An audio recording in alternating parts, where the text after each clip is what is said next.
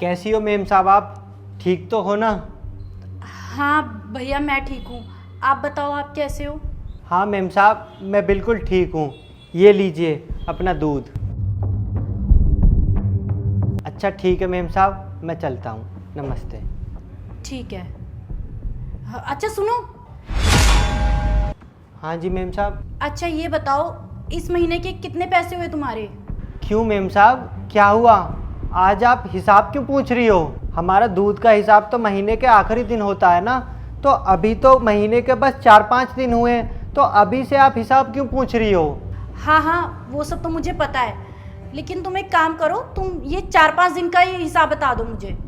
अच्छा ठीक है मेम साहब, अभी 4-5 दिन हुए हैं तो 5 दिन के 500 रुपये बनने हैं आपके दूध के। 500 रुपये? अच्छा ठीक है, तुम अभी रुको, मैं लेकर आती हूँ।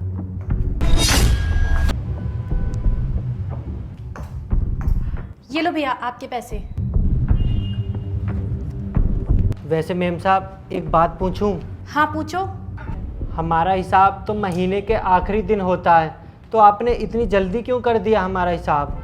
हाँ मुझे पता है, तुम्हारा हिसाब मैं महीने के लास्ट दिन में करती हूँ, लेकिन तुम्हारा हिसाब मैं आज ही कर रही हूँ। और हाँ, अब कल से दूध लेके मत आना। दूध लेकर मत आना? क्या हुआ मेम साहब, मुझसे कोई गलती हो गई है क्या? या दूध खराब आने लगा है जो आप दूध लेने को मना कर रही हो? या फिर ऐसा तो नहीं है आप किसी और से दूध लेने लगी हो? प्लीज़ मेम साहब ऐसा मत करो, मैं बहुत गरीब आदमी हूँ। मैं कई सालों से आपको दूध दे रहा हूँ, और अगर कोई कम दामों में आपको दूध दे रहा है तो मुझे बताओ, मैं उससे भी कम दाम में आपको दूध दे दूँगा। लेकिन मेम साहब मैं आपके सामने हाथ जोड़ता हूँ, आप दूध मुझसे ही लो। मेरे छोटे छोटे बच्चे हैं, अगर आप किसी और से दूध ले लेंगी तो मेरा काम छूट जाएगा, मेरे बच्चे भूखे मर जाएंगे। प्लीज़ मेम साहब मैं आपके सामने हाथ जोड़ता हूँ, मेरे से दूध मत छुटवाइए। अरे नहीं नहीं, ऐसा कुछ नहीं है। वो क्या है ना, घर में दिक्कत चल रही है पैसों की, इसलिए मैंने तुम्हें दूध लाने से मना कर दिया है। क्या कहा मेम साहब? घर में दिक्कतें चल रही हैं? तो मेम साहब आप मुझे बताओ, शायद मैं आपकी कुछ मदद कर दूं।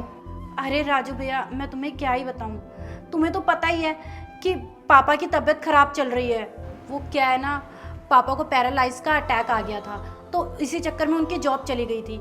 और आप तो जानते ही हैं, मैं जहाँ जॉब कर रही हूँ वहाँ की सैलरी कम है, घर में कोई और कमाने वाला है नहीं, तो घर के खर्चे मैनेज करने में बहुत दिक्कत आ रही है। घर का किराया, राशन पानी सब बहुत महंगा पड़ रहा है, समझ नहीं आ रहा क्या करूँ, इसलिए मैंने आपको दूध लाने को मना कर दिया है।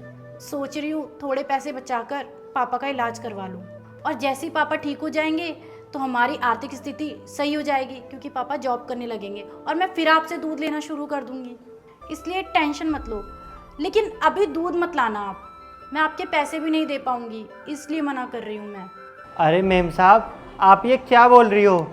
मैं आपको कितने सालों से दूध दे रहा हूँ, आपने मेरे मुश्किल समय में मेरी कितनी मदद की थी। मेरे बच्चों का फ्री में एडमिशन करवाया, मेरे बच्चों के लिए किताबें ला के दी, तो फिर आपने ये कैसे सोच लिया कि आपके मुश्किल समय में मैं आपसे पैसे लूँगा?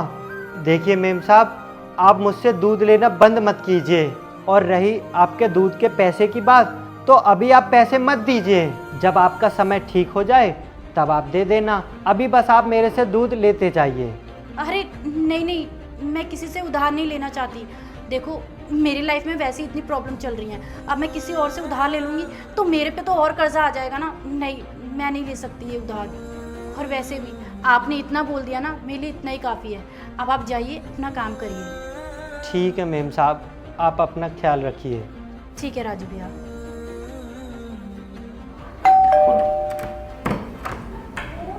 अरे यहाँ पे तो कोई भी नहीं है। अरे ये डोलू किसने रखा है? ये तो राजू भैया का लग रहा है।